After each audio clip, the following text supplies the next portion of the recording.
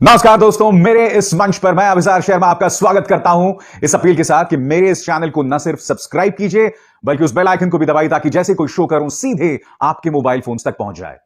मैं आपसे एक सवाल पूछना चाहता हूं। आज वो दिन था जब हर भारतीय को गर्व करना चाहिए। जानते हैं क्यों? क्योंकि सिर्फ भारत ही नहीं बल्कि एशिया के सबसे बड़े इंटरनेशनल एयरपोर्ट का शिलान्यास किया प्रधानमंत्री नरेंद्र मोदी और उत्तर प्रदेश के मुख्यमंत्री योगी आदित्यनाथ ने। मगर इस खूबसूरत मौके पर, इस शानदार मौके पर जब हर भारतीय को एक साथ होना चाहिए था, नतमस्तक होना चाहिए था कि जो लोग वहां मेहनत कर रहे हैं, जिन किसानों ने अपनी जमीन की कुर्बानी दी, इस मौके का इस्तेमाल भी मुख्यमंत्री आदित्यनाथ ने वही जिन्ना मुजफ्फर दंगों का इस्तेमाल करने के लिए किया। आप जानते हैं, वहां ऑडियंस में अंतरराष्ट्रीय डिप्लोमैट्स मौजूद थे।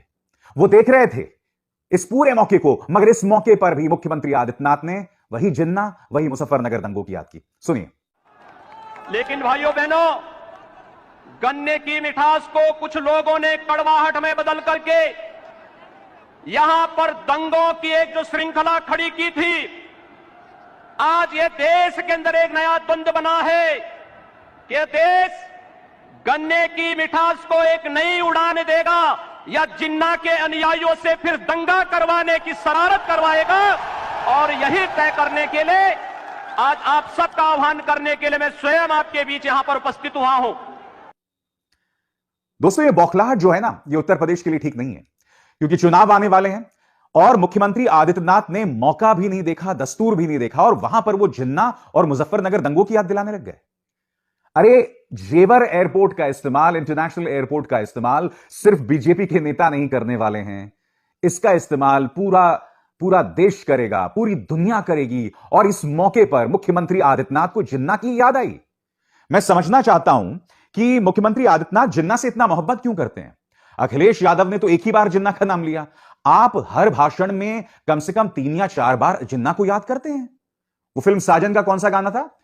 बहुत प्यार करते हैं जिन्ना को तुम। क्यों? जिन्ना से बहुत प्यार है क्या आपको? और भूल जाइए, यह मौका नहीं था जब ओछी सियासत आप करें। और सबसे शर्मनाक बात यह दोस्तों, मैं ये समझना चाहता हूं कि आज का यह कार्यक्रम सरकारी खजाने से निकाले गए पैसे से किया गया कार्यक्रम था। आज का यह कार्यक्रम जब देश के सामने एक परियोजना रखी गई थी, मगर भारतीय जनता पार्टी ने इसका इस्तेमाल अपनी चुनावी सभा के तौर पर किया। प्रधानमंत्री नरेंद्र मोदी आए, उन्होंने पहले 10-15 मिनट तो सिर्फ बात की जेवर एयरपोर्ट के बारे में, मगर फिर वही सियासत शुरू हो गई।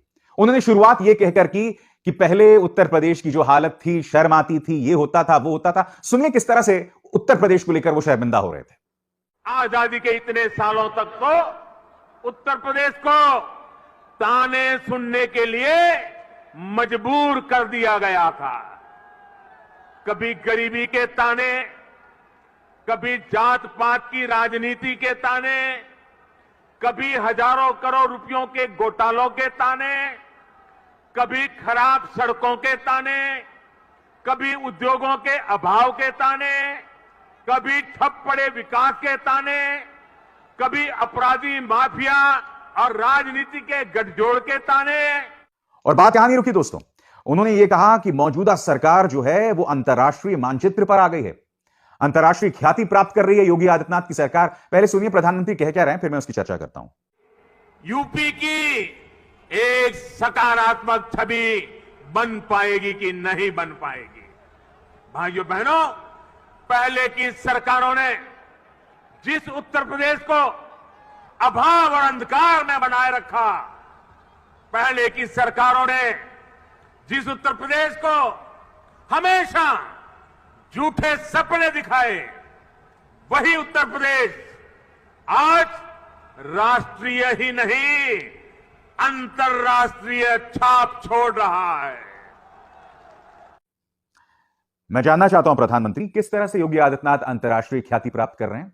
क्योंकि मैं नहीं भूला हूं जब कोरोना की दूसरी लहर के दौरान जितने लोग मारे जा रहे थे, जब लाशों को आपको दफन करना पड़ रहा था, जब आपने शमशान घाट के ऊपर जो है बैनर्स लगा दिए थे, तब वो तस्वीरें तमाम देशों को जा रही थी इंटरनेशनल मीडिया के जरिए। क्या योगी आदित्यनाथ ने इसी तरह अंतर्राष्ट्रीय ख्याति प्राप्त करवाई पूरे राज्य को, दुनिया भर में? और फिर आज ही के मैंने कार्यक्रम में आपको बताया कि किस तरह से टाइम मैगजीन में योगी आदित्यनाथ एक विज्ञापन देते हैं और फिर एक भ्रामक प्रचार किया जाता है कि देखिए टाइम मैगजीन ने मुख्यमंत्री आदित्यनाथ की तारीफ की। मतलब वही झूठ बोलो झूठ बोलो झूठ बोलो और भ्रामक तस्वीर पेश करो। क्यों? और इस मौके पर प्रधानमंत्री नरेंद्र मोदी कांग्रेस और समाजवादी पार्टी को भी याद करना ना भूले। उन्होंने कहा कि पहले जो है जब विकास होता था तो लोग सिर्फ अपने परिवार और अपने इलाकों को याद करते थे। प्रधानमंत्री कहा क्या, फिर सुनिए। इन लोगों की सोच रही है अपना स्वार्थ, सिर्फ अपना खुद का, परिवार का, या जहां रहते उस इलाके का, उसी को वो विकास मानते थे। जबकि हम राष्ट्र प्रथम, नेशन फर्स्ट की भावना पर चलते हैं। मोदी जी, मैं फिर कहना चाहता हूं, अगर आप एक चुनावी सभा कर रहे हैं तो यह सब कहने का आपको अधिकार है, मगर जेवर एयरपोर्ट का उद्घाटन यह पूरा देश के लिए लम्हा था। मगर भारतीय जनता पार्टी उत्तर प्रदेश के चुनावों को लेकर इस कदर बौखलाई हुई है कि उन्होंने एक राष्ट्रीय मंच का इस्तेमाल अपनी ओछी सियासत करने के लिए किया।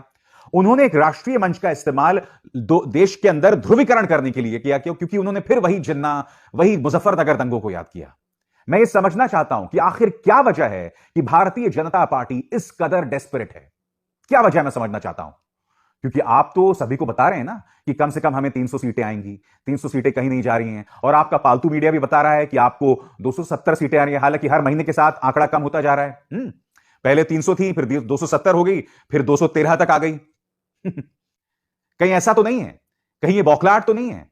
पता चला 2022 आते आते तक इस वक्त जो आप 213 सीटों की बात कर रहे हैं वो 100 सीटों पर सिमट जाएं आप। कहीं ये हालात तो पैदा नहीं हो रहे हैं? क्या यही वजह है कि प्रधानमंत्री नरेंद्र मोदी और मुख्यमंत्री आदित्यनाथ इस कदर एक राष्ट्रीय मंच का इस्तेमाल कर रहे हैं अपनी सियासत के लिए?